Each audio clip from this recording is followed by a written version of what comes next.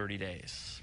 The state budget deadline hits tomorrow, and it could be a late night tonight at the Capitol. Momentum is picking up after a slow start this morning. WCIA3's Raquel Martin is tracking the progress as details unravel at the Capitol. Of course, the big question, are they going to make this headline?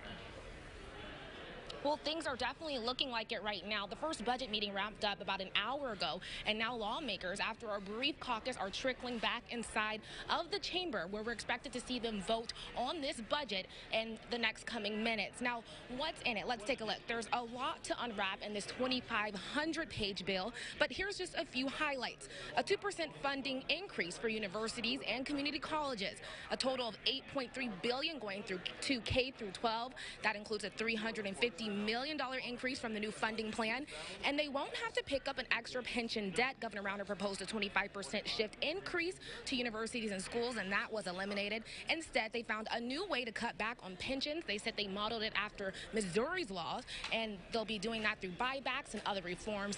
I talked to both Democrats and Republicans after, and they say they don't see why Governor Rauner wouldn't sign on. This thing, I think, is going to hold up. The Governor's Office of Management and Budget was present at all of our meetings. They've been very active. They've reviewed all the language, have been giving us their input, both on the budget bill as well as the BIMP bill. And, I think that's going to make it a much easier, budget for them to manage.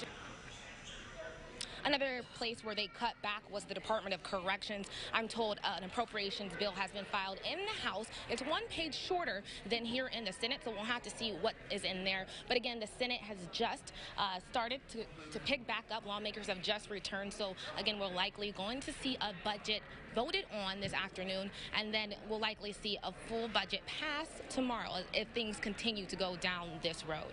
For now, live in the Capitol, Raquel Martin, back to you guys. Now, Raquel, we have done so many stories year after year about tension and people not getting along and not talking, and this falling apart.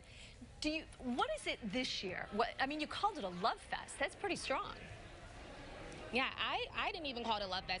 Lawmakers themselves were calling it a love fest at the budget meeting earlier. Republicans and Democrats thanking each other, applauding each other for trusting one another, and that's what they attribute this all to, is trusting, and last year that just wasn't there.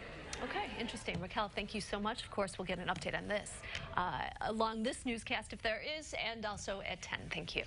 Well,